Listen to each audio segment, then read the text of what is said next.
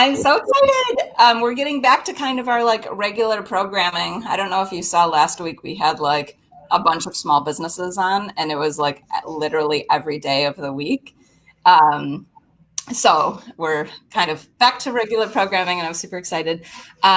Today we have Darren Riley on. Hello. Hello, everybody. Yay. We'll kill some time while people like shuffle in here. So one thing we were kind of talking about before we went live is what shows you are binge watching currently. Tell me. I have been rewatching Downton Abbey. Nice. All right. I've really been on the Queen's Gambit wave right now. Really up my chess skills. I was obsessed with that. I definitely watched all of that. That show is so good. If people aren't watching Queen's Gambit, you got to check that out. But not right now. But like after you watch the Cackle. Totally. I saw this report. It was saying like chess boards sales have been going through the roof, like chess.com. It's crazy the impact. Like, you know, I want to. Like, I could do that, and then they're like, "This is really hard." Exactly. So, no, I've been really on that. What else have you been watching? What's that I checked out? Some other. Oh, I saw Happiest Season. It's a good show. Yeah, I was planning on watching that. We're gonna do like a little like virtual watch party as our like holiday party, and we were planning on watching that. That was really good. Shed a couple tears there. That was a really good. Oh, good. I do love television. Like I'll just be like, "This is so beautiful." I watched Jingle Jangle, the new Christmas. I want to check that out. Yeah, definitely. There was like a few moments there that I was like, "This is so good." My 4-year-old is a little like it's probably for like an 8-year-old, like 8 and up, because he was a little like, why aren't they cartoons? I want to see colors. Yeah. Yeah, exactly. He's like, I guess. And I was like, watch, this is a masterpiece. They did a really good job at that. But okay, people have had a chance to shuffle in, so I will kind of like kick us off here. Sweet. Everyone, welcome to the Cackle. I'm super excited. This is Entry Point's weekly interview series, and we interview startups, small businesses, people that are having an impact on our community. And today we're talking about angel investing and growing a company in Detroit. So if you have any questions or resources or shout outs or anything, feel free to drop them in the comments, and we'll kind of try to get to those.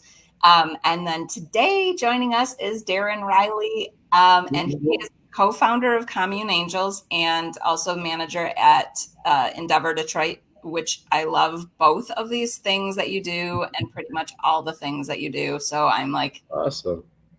Darren Riley is on. Yay.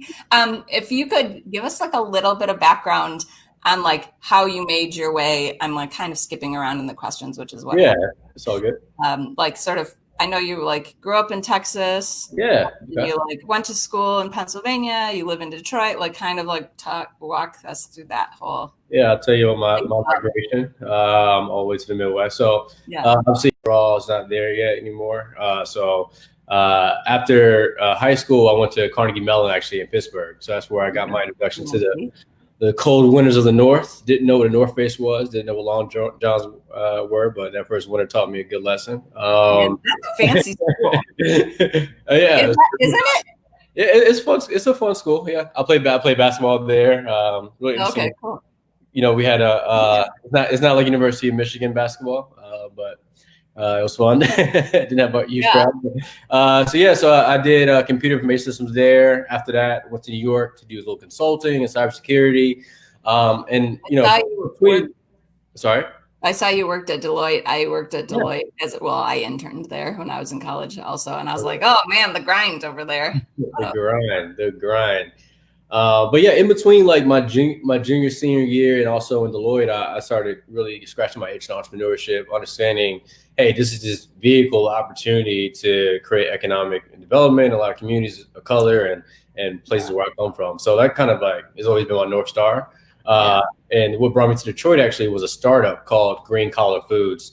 It was a vertical farming startup. We did some good things here in the city in Chet Vista Market, growing kale and cilantro and things for the community and trying to create a model after that. And so I've been a part of the ecosystem since 2015. I've loved it ever since. 5 years later, been at Endeavor for 3 years. We'll dig a little deeper in some of the great work that we're doing there. And really my whole ethos is, how do we create more inclusion and accessibility to entrepreneurship and obviously capital, which we'll get into on the angel front. But that's been my whole North Star. Really excited to be a part of this community. Yeah, that's awesome. Do you miss Texas? I do. I do right now.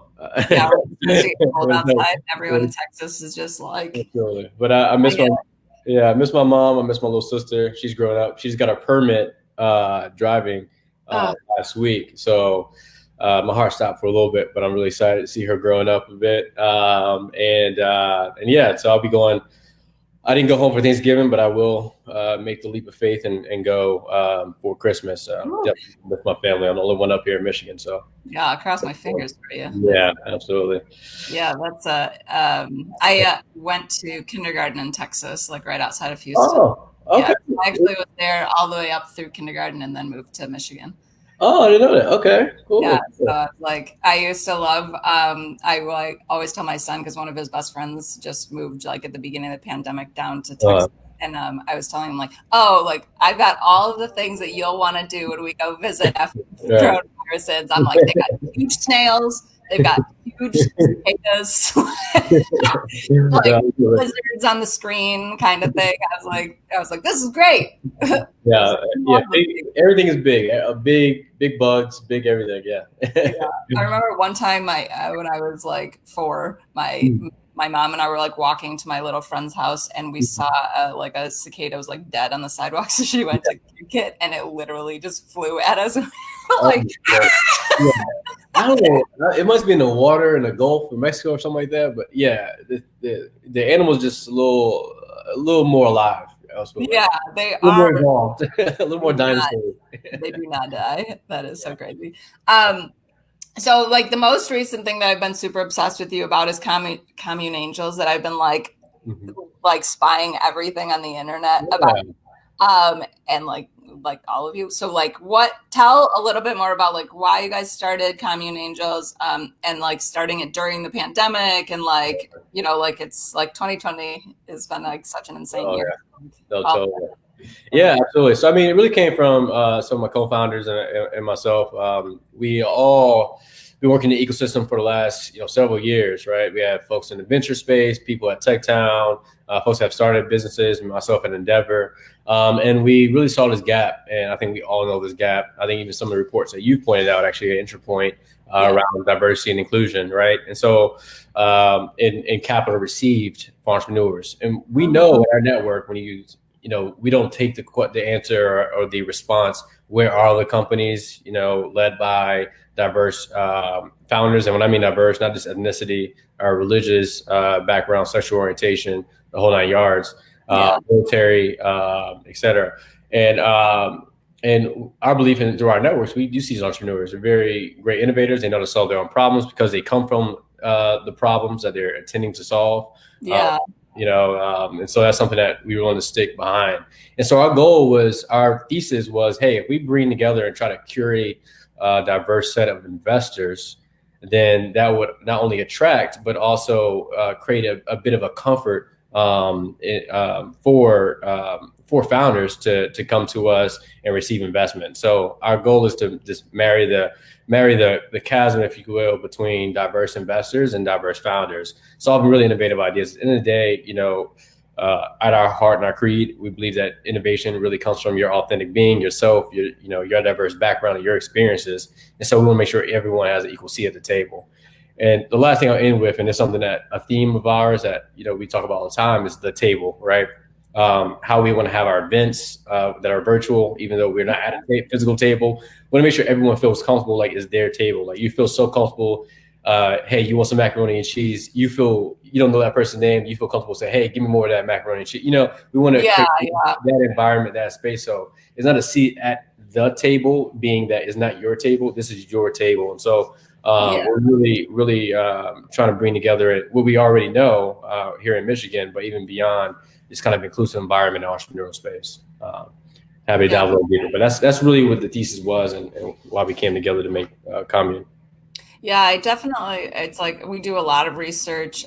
We were just talking to somebody yesterday and I was trying to explain how like, they were like, oh, so you're like, Entry Point was like a diversity organization or something. And I'm like, no, like we're a research organization, but we analyze the small business and startup community and challenges that are facing entrepreneurs across the like broad spectrum. And so it just comes out that a lot of like challenges are facing, communities of color or women entrepreneurs, and that they're not receiving the same access to capital or loans or resources as other entrepreneurs, as white male entrepreneurs are. And so I was like, kind of by default, we end up talking a lot about diversity. And I'm like, I'm not a diversity expert. I'm a data, like look at the facts kind of person.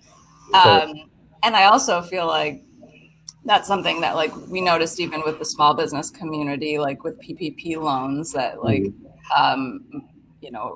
people of color run businesses were getting denied at like significantly higher rates than white run businesses. And so like things like that, I think are things that like people need to think through when they're kind of structuring a lot of these things as to like, what were the reasons for that? And like, is it banking relationships? Then is this something that needs to be structured slightly differently when you're trying to support the community versus, so it's like, absolutely. hard. So I was like really excited to see you guys doing this because I think like angel investing has typically been a very like older white male run thing. So it would be good to hear a little bit more about like if people are watching and they don't know anything about angel investing, they're kind of like, oh yeah, like I want to support local businesses or I want to be able to do this. Like what is angel investing? Like how do people get started? Can like anyone just be doing angel investing? All the things. Yeah, absolutely. Yeah, I can start this at the term angel. So we toss around, and really what that means is you're literally an angel to the entrepreneurs, saving grace, if you will, to provide an early stage seed capital. So let me take a step back. There are different phases of capital for an entrepreneur, right? You start with family and friends. So these are the guys who are believing, the guys and gals who are believing your crazy, audacious idea and say, hey, I'll give you a couple bucks here to kind of get things operating and starting to obviously build an MVP or, really get some traction and meet some customers. The seed round is where the angels typically step into the equation. So these are high net worth individuals, successful individuals, probably entrepreneurs themselves, could be doctors, lawyers, folks who've done well for themselves and want to deploy their capital in a meaningful way. They have their investments in the stock market and other, maybe less risky asset classes. But look at angel investing. Hey, it's an opportunity for me to help and shepherd some entrepreneurs and really believe in some of the vision and innovation that they're bringing to the table. So that's the space we'll play in, right? And then we go beyond that. You go to Series A, Series B, when you get more institutional investment and things of that nature, where actually other job endeavor plays a larger stake in. But I'll stick with the angel side first. So really, there is a qualifier in terms of accredited investors, where you have to have $1 million in net worth, excluding your house and your house and your primary resident, et cetera. So if you have equity in a company, and there are other ways to kind of get that net worth. And also I need to double check, but there is also a salary a point as well. That I double checked, like 200,000 or so like that. But don't quote me on that. But yeah, there's a qualifier to become an accredited investor. There are some deals in which we work with some unaccredited investors as well. So myself, I'm unaccredited, right? And so I can deploy capital within Commune, with an SPV, a special purpose vehicle to invest into companies alongside others, or I can go on crowdfunding sites. So anytime, if you're not family and friends and you're investing in an early stage company that hasn't really scaled or really proven or really in the cusp of proving product market fit, I can dive a little more in detail to what that means. You're an angel investor, right? So yeah, that's kind of my best way. I kind of skipped around a bit. Best way to kind of describing the persona of the angel investor. Hopefully that was a little helpful. Chloe. Yeah, no, I totally think that is. I have like a super loud noise happening in my house where people are like, "What the hell is going on?" So I'm going to keep muting myself periodically. But I feel like that's like kind of one of the things that we notice in the research a lot is that like when it comes to access to capital, there are these like accredited investor rules that are in place. That's kind of like, well, a lot of times like communities of color are lower, have like lower net worth within communities of color, or concentrated in certain areas, or haven't been able to like accumulate enough assets that like they would qualify for these like accredited investors. But I do think that there's like a lot of ways that people can, if they're doing fine for themselves and want to be able to contribute to local businesses or invest in local businesses, but aren't, the uber rich. People like us that we're doing fine and like want to like be a part of investing in the community and in our neighborhoods, that you can still do that through like the special purpose vehicles or crowdfunding, which I do love myself some crowdfunding. So one other quick thing I want to add too is not only access to capital in terms of folks who done well for themselves, maybe first generation wealth creators and in minority communities, et cetera, but also on the cusp of access to information. And that's another role that we play at Commune. We have the event tonight that we'll talk a little bit more about, really all about women and our queens and celebrating them and spotlighting them. But we have a lot of educational events every month to bring people up to speed and get them comfortable with angel investing, because you are risking your capital, risking your assets to believe in a dream. And so to mitigate that risk, and we find oftentimes communities of color, again, back to the analogy of the table, didn't have those dinner talks and those conversations about entrepreneurship and investing. So we want to create that environment here at Commune Angels and keep that kind of culture going on. And that's what I mean, disseminate information, understanding how to assess a company. Here are some risks in the food and beverage space to look out for companies that are in the food and beverage space. These things to help build kind of muscle and an arsenal, if you will, for new and upcoming investors is really at our core too. So working with the development of that. I just want to leave that out there as well. Access to information is also very important for these communities. Yeah, I totally could not agree more, because it's things that people would be like, why have I never heard of this? And it's like, well, because people purposely weren't telling you. And that's me on my most cynical day. I'm like, because they don't want you to know. So on that, prior to, I was gonna say, I don't like that question anymore. I like talk a little bit, because it's like you, I feel like are good because you kind of run the whole gambit of like really early startups who are like just getting started and are raising their like first rounds of outside capital, all the way to businesses that are, scaling and are creating tons of jobs and like having a huge impact on the community while at Endeavor Detroit. So kind of talk a little bit about what Endeavor Detroit does and like kind of fits into the rest of the work that you're doing. Oh, totally. So so Endeavor Detroit, and the reason why we were brought to Detroit, and we actually cover our brand name is we kind of grew out of our brand name Detroit. We're covering all Michigan and actually extending a little more to Great Lakes. Also have companies in Grand Rapids, Ann Arbor, obviously, and looking at companies in Traverse City and other places. But Endeavor Detroit really plays in this. I wish I had a report up here, but I was looking screen share. But if you think about the stage, going back to what I was saying, like seeds, you have family and friends around, seed stage, Series A, Series B, etc. Those financing rounds also follow the trajectory of a company's growth, and we play at that top tier, which we call the scale up phase of entrepreneur. So you prove product market fit, you're probably 3 million plus in revenue. You understand your customer, you understand your pricing model, you're starting to get systems in place. Endeavor really comes in and flip on that switch and scaling. And there's different strategic activities that need to take place at that point in time, whether you're hiring your CFO for the first time, building out your exec team, creating extra HR practices, right? Understanding, what are best practices, what you hit a legal threshold, right? With how many employees that you have, 50 plus employees, what happens now? Those are where the areas where we come in and wrap our hands around the entrepreneur, especially these first time entrepreneurs. And also we have even second time and third time entrepreneurs who are still learning that craft. And so we really come in and bear hug them with our mentor network. So really that's what we got brought in to Michigan to really help fill that gap in the scale up phase of entrepreneurial growth. And our belief and what we've seen, and the data proves, is that companies that have that 50 plus employees disproportionately create more jobs and revenue and wealth for the region. That's why we emphasize that and make sure they're stable, we're diversifying our industries, and we're helping them even grow further to that 100+ mark, et cetera. So we have, we don't have one bubble. If we have one bubble that pop, we have a couple of bubbles in the bathtub to hold us afloat. And I just thought that was pretty exciting. That was kind of cool. Poetry now. All right, no, but yeah, so the lo and behold, with Endeavor, I won't go deeper into our service offerings and things of that nature, but really our core is to make sure that I have an awesome portfolio. I was got on the phone with SkySpecs before this call, the Ann Arbor company creating awesome stuff in the wind turbine space.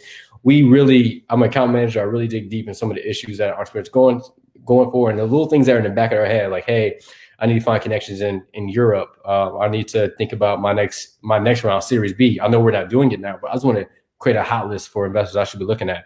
We're kind of your black book, if you will, to really help take those things out of your head so you can operate on the business a little bit more. So operating that strategic level of the mind of the entrepreneur. That's probably not the best Endeavor pitch I've ever done, but hopefully that was give you why we exist here in the Michigan. You guys really with like a lot of like the best companies and stuff. I saw you guys had just the Lip Bar just joined. Yes. I love the Lip Bar. I'm like, oh, awesome. Like I was just like, yay. But yeah, a lot of the companies you work with are like the best, and like you really do have like such a rigorous screening process for finding companies and like determining what people are like right at that like cutting edge of like kind of making the leap into like scalability. And so I think like that's kind of, I really like your whole entire things, all the things that you're doing. Mm-hmm. You specifically, Darren. whatever to that. No, but I feel like we are like touching on a lot of the things that we find like in our research are like, access to capital at the very earliest stages with like angel financing and kind of like helping get that information out there about like how people can invest in businesses and like kind of leading the way in that front and providing a lot of those resources and like access to that kind of that world. Mm-hmm. And then like all the way through like that. And you see a lot of times in the Midwest, I feel like you see like companies able to scale to a certain point, but then like this camera, this thing doesn't like capture all of my hand movements. Like, it's probably good, like half more off. Stop it. It's 10:53 in the morning. But yeah, like I feel like in the Midwest in particular, people are able to like scale to a certain point and then like kind of get stuck there. Mm-hmm. And you either see them like kind of struggle there or like they're just not like quite able to like make the leap to like scaling to a significant size, where like that's when like a lot of the impact can happen. So I feel like Endeavor kind of comes in right at that point. You guys are like working with like all the best people. I do like Danny Ellis at SkySpecs too. I was like, hey, Danny. Danny's a homie. No, he's incredible. I can talk all day with Danny. One thing I want to hop on right there, that stuck piece that you mentioned, it's not just even when we saw Commune, it's not just at that scale up phase, it's all three phases of the entrepreneur's journey, and which is incredible. And why I'm actually loving the Michigan ecosystem and some of the work we've done from stuff you guys are doing, from Tech Town to Venture Catalyst, Cahoots in Ann Arbor, got to get a shout out to Start Guard in Grand Rapids. The ecosystem players all throughout Michigan, I just listed a few, and obviously you know who you are and all the great work that you've done in the ecosystem. I love the cohesiveness, and there's always room to improve, but I do feel that we're all in this together. And we call ourselves entrepreneurial ecosystem supporters. If that is it, I think that is an actual industry. If it's not, it definitely feels like that here in Michigan. To make sure that we're holding the entrepreneur hand and making sure that we give them to the right person to steward them to the next level, especially the first time entrepreneurs. And that's really what I get my blood really pumping when I see that work happening here and seeing an entrepreneur success story, getting an entrepreneur year at Ernst & Young or something like that. Those wins and stuff for here in Michigan, or the Inc. 500 magazine, seeing a lot of Michigan companies come through that. Those things is really what we're aiming to do, and really make sure that entrepreneurship is something that people know Michigan by, and not just go blue football and others or green football. And things like that, the flyover state. So really excited with the innovation and the diversity of industries within the entrepreneurial ecosystem. But I just want to harp on that right there, that entrepreneurs getting stuck, and making sure that us as the ecosystem players are making sure that everyone is being held accountable and ushered through the entrepreneurial journey. Do you feel like that's kind of been one of the improvements you've seen in the last year in scaling a company, or what would you say is kind of like what you've seen in Detroit in the last 5 years? From a ecosystem perspective, or just from no, 100%. I think I feel like it was it was pretty fragmented to a degree, because I think we were starting things off. I think a lot of the corridor downtown, obviously the family companies have done a tremendous amount of work, kind of kicking things off, et cetera. Then some of the players outside of Midtown and us at Endeavor and other folks have been filling in certain gaps. And so being here, when I joined that company, Green Collar Foods, in 2015, I was pretty much an entrepreneur in a sense, because I was the first and only employee based in Detroit and growing an operation.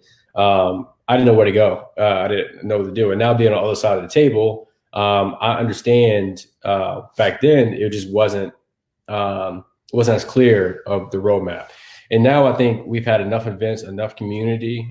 We know who is who. I know to call on Paul Reiser for certain things. I know to call on you for certain things. I think just that over time we develop our relationship and our rapport, and understanding each other, our brands, and what role we play. And obviously the funders have done a good job of making sure that, right investments are going in the right place, the right stage, the right time, that I've seen that improvement vastly. So hopefully entrepreneurs are not getting lost in the weeds. We want to make sure that we are serving entrepreneurs. That's why we exist. Yeah, I do love that, like just pro entrepreneur focus. And I think a lot of organizations do have that, and they're like recognizing like more of like a service mentality. Literally, how loud is it outside right now? Every time it starts, I like hit the mute button super fast, and then I'm like, oh. At any rate, so we've got like only a few minutes left. A little bit about one thing I've noticed that with Commune Angels is you guys do have a ton of great events, and you have some that are like more like, angel investing 101, some that are kind of like making sure like the right people are meeting each other. And you have an event coming at tonight, and then kind of that open to everybody. Is it registration still open, or like what is that all about? No, totally. So it's called the Winning Hand. Registration is still open. It's all about understanding the gender diversity gap within the startups from the investor side, but also from the entrepreneur side. We have an amazing lineup from Patty Glazer, our hometown favorite here, Gail Wilkson, and some others. But it's going to be a panel just talking about what it means to be an investor, a woman investor, and also a woman in entrepreneurship, identifying and having that discussion, that real talk. Again, like people feeling comfortable at the table, saying what's really real. We want to use the term keeping it 100, really at our events. So it is open to the public. It's going to be open. The RSVP is open until it starts, which is today at 5:30 EST. I can send you a link via email, and maybe you can post it on LinkedIn or the site to make sure other people have access who are seeing this video. But it's gonna be a good panel, and we continue those events. So please go to the website, communeangels.com, subscribe to the mailing list, and keep notice on Smart Math. We plan to have these monthly. We call them education events. So opening our network, opening our knowledge base, what we've learned over time, and really is being transparent in what we're trying to build here. And also, obviously, we'll also give another plug on the Endeavor side, going to endeavordetroit.org. Our new website is under development, but please feel free to chime in the mailing list and keep up to date with information there. We have some exciting stuff coming up for 2020 as well. 2021, excuse me, as well. You're on 2021 is the year we're all looking forward to. Right. Except I'm kind of like, I think on January 1st, I'm going to be like, oh, so it's the same. Oh, okay. 2020 most mentioned year. Like I was on one call and saying like pre-COVID, pre this, almost like a renaissance, like a new era of humanity. Like it definitely has changed our behavior in a way. Like yeah, like I do like mark time by like before the pandemic. Right. Like, oh yeah, well, just before the pandemic, we were doing this and blah blah blah, and then right after the pandemic, like shit show. And then we have next week, everyone will be super excited. We tune in Patronicity. We have Bridget Anderson from Patronicity joining us, which is a crowdfunding platform.